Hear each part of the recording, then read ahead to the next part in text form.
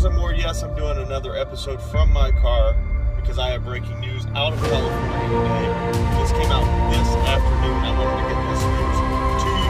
I don't know how many news sources you look at for this, but this is pretty major. California's Great Adventure is officially being sold and will close at some point in the next decade, and it could be a lot sooner.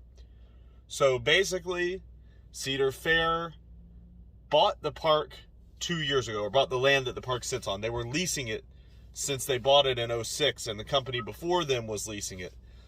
And they bought it from the city 2 years ago, 3 years ago, and that land is worth so much money that they have sold it to a real estate developer. This development company has given them an 11-year lease back, so they can lease back the property for 11 years and still run it, but that is the maximum. So they're obviously not going to be able to do it for a full 11 years because there's going to be more and more of their vendors that back out. There's going to be more and more, especially the licensed companies. Like if you operated, say, a burger restaurant inside of a theme park and you knew it was going to close in a few years, you'd probably want to pull out, especially if your lease term doesn't line up with what the park's lease term now is.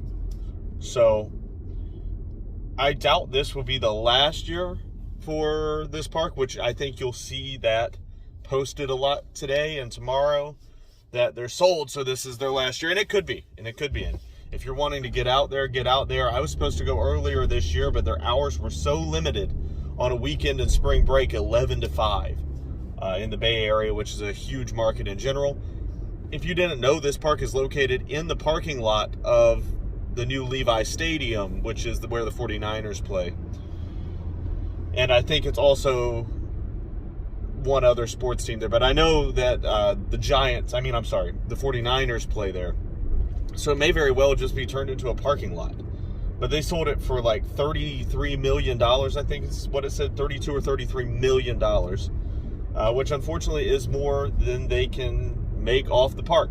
And this gets me back to, I just made a video, you should watch it, about the affordability of Disney. And it's been overblown how unaffordable it is. But really, in general, theme parks are some of the most affordable form of entertainment. So cheap that they can't run a theme park for less than they can just sell their land for, instead of running a business for multiple years. I mean, even to go to this theme park, you can get deals that send you into the park for $50 or $60, especially for California. I mean, that's cheaper than 1 tank of gas, or you can get a season pass for the price of 2 tanks of gas. And you're in for the whole summer. You can go as many times as you want. That's pretty crazy. It's a good deal. Theme parks in general are a good deal. When you talk about the price of everything else inflating, I just went on a massive theme park trip that I'm about to post videos from, where I went to 5 theme parks in a week. And the prices on theme parks have not gone up that much in the last couple of years. Even though they're trying to recover from the pandemic just like everyone else, even though they're paying higher labor just like everyone else, their prices haven't really gone up. Now, Six Flags, I know, is the exception to that for the season pass. But I did go to Six Flags over Georgia, and their tickets online were still $35 plus taxes and fees. So I do expect you to watch those videos. I'm going to have a top 10 and what not to do on each one of the parks, as well as some tips and tricks on coaster trips, theme park trips, and traveling in general. I'm a cheap traveler, and I like everyone to be able to go on the trips they want to go on. So I know this video doesn't look the best, but thanks for watching this one. I do also want to mention, though, that this park, California's Great Adventure, doesn't really have that many great coasters. Because I was thinking, oh, well, you know, maybe Cedar Fair is going to get a lot of good coasters out to some of these other parks. They really just have 2. RailBlazer will definitely be relocated. That is my guess. That's their single rail RMC. It's only a couple years old. I think 4 years old at this point. That will probably go to another park. My guess would be it goes to like Michigan's Adventure or Valley Fair, you know, one of the smaller parks, because it's a smaller ride. It's going to be cheaper to transport, and those 2 parks are closer than, say, Carowinds or Cedar Point, Kings Island.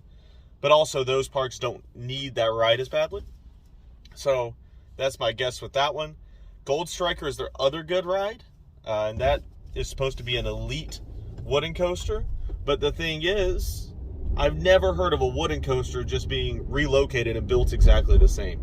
Now, because prices have gone so high on wood, might they use the wood on that and Grizzly and resand it and reshape it and make it into a new wooden coaster for, say, Cedar Point? Maybe. That would be really cool. Cedar Point needs a really good wooden coaster, so I would like to see that.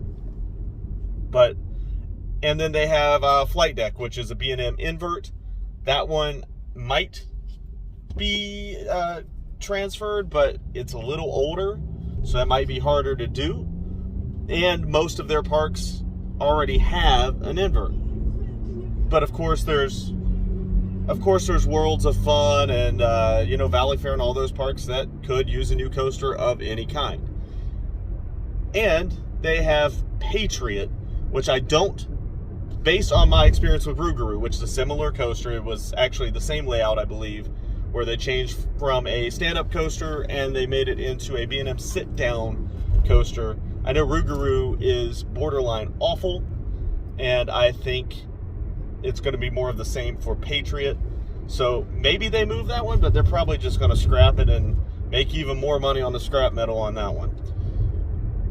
So if you have any ideas of what they might do with these coasters, if you have any more insight as to when this park might actually close, again, they can stay for up to 11 more years, but labor prices are going up. That lease is not going to be cheap. They haven't said how much the lease terms are. It is a public company, so they're probably going to have to tell that once the lease happens. But with costs going up like that and how much money they're making on this sale, I don't think they're going to want to lease back very much of it for a park that, frankly, they haven't cared about all that much lately. They've had one new coaster in the last 10 years, and it's been RailBlazer, which is a cheaper, cloned coaster. So I think it's bad for coaster industry, obviously. I mean, this is a major market, losing a theme park. So now they're down to one kind of crappy theme park in Vallejo. But more and more companies are moving out of California because of the expenses. And this is just one more of them. Thanks again for watching Corbin's Coasters and More.